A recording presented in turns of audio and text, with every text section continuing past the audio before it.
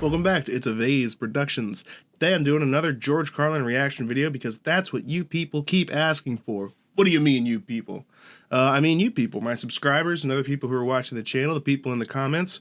Most of what they're asking for is for me to watch some more George Carlin, so I'm going to stop talking. I'm going to do it. Here's George Carlin on religion. But in the bullshit department, a businessman can't hold a candle to a clergyman. Because I gotta tell you the truth, folks. I gotta tell you the truth. When it comes to bullshit, big time, major league bullshit, you have to stand in awe of the all-time champion of false promises and exaggerated claims, religion. No contest. No contest. Religion easily has the greatest bullshit story ever told.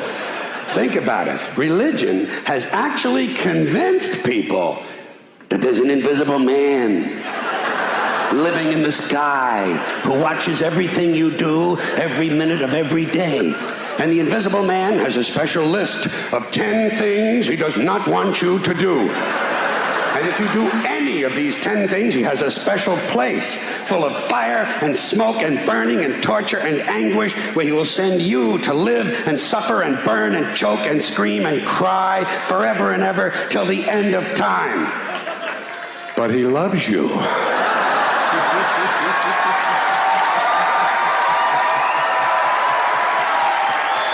loves you. He loves you and he needs money. He always needs money. He's all powerful, all perfect, all knowing, and all wise. Somehow, just can't handle money. Religion takes in billions of dollars. They pay no taxes, and they always need a little more. Now, you talk about a good bullshit story. Holy shit.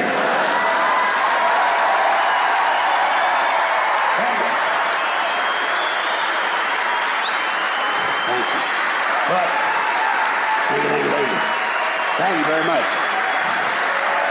But I want you to know something. This is sincere. I want you to know, when it comes to believing in God, I really tried. I really tried. I tried to believe that there is a God who created each of us in his own image and likeness, loves us very much, and keeps a close eye on things.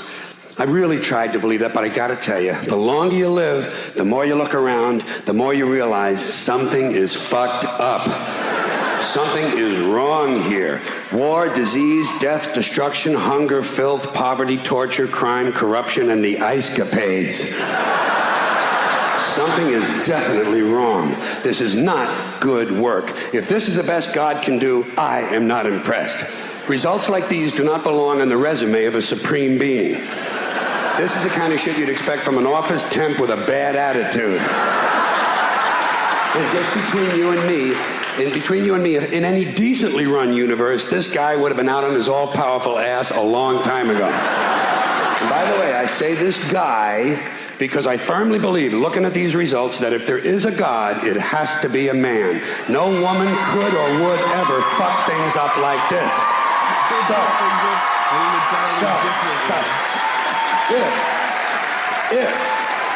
If there is a God, if there is, I think most reasonable people might agree that he's at least incompetent and maybe, just maybe, doesn't give a shit.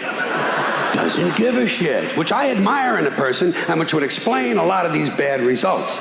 So rather than be just another mindless religious robot, mindlessly and aimlessly and blindly believing that all of this is in the hands of some spooky, incompetent father figure who doesn't give a shit, I decided to look around for something else to worship, something I could really count on. And immediately, I thought of the sun. Happened like that.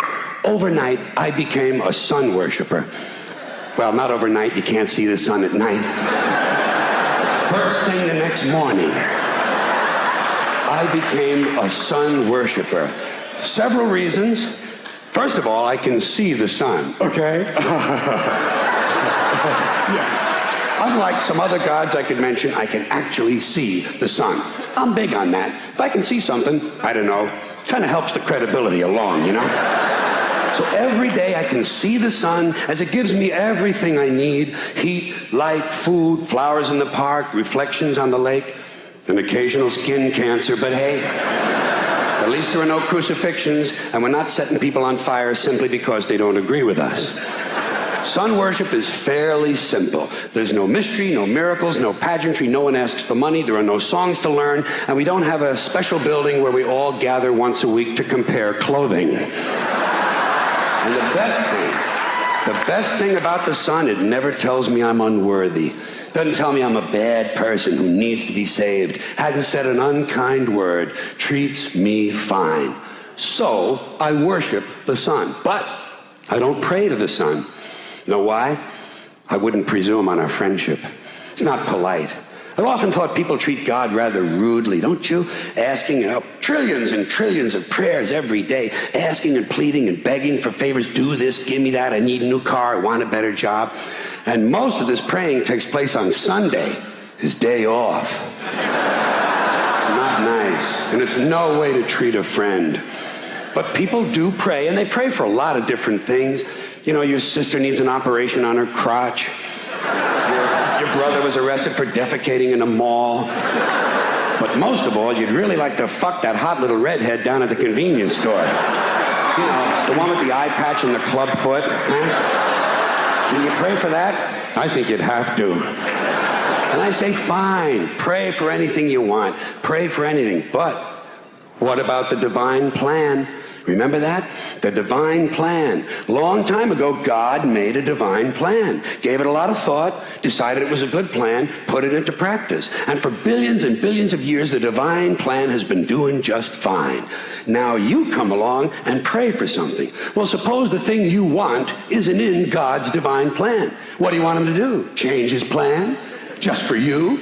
Doesn't it seem a little arrogant? It's a divine plan. What's the use of being God if every rundown schmuck with a $2 prayer book can come along and fuck up your plan? And here's something else, another problem you might have. Suppose your prayers aren't answered. What do you say? Well, it's God's will. Thy will be done. Fine, but if it's God's will and he's going to do what he wants to anyway, why the fuck bother praying in the first place? Seems like a big waste of time to me. Couldn't you just skip the praying part and go right to his will? It's all very confusing. So to get around a lot of this, I decided to worship the sun. But as I said, I don't pray to the sun. You know who I pray to? Joe Pesci. Joe Pesci. Joe Pesci. 2 reasons. First of all, I think he's a good actor, okay? To me, that counts. Second, he looks like a guy who can get things done. Joe Pesci doesn't fuck around. Doesn't fuck around. In fact, Joe Pesci came through on a couple of things that God was having trouble with. For years, I asked God to do something about my noisy neighbor with the barking dog. Joe Pesci straightened that cocksucker out with 1 visit. It's amazing what you can accomplish with a simple baseball bat. So I've been praying to Joe for about a year now.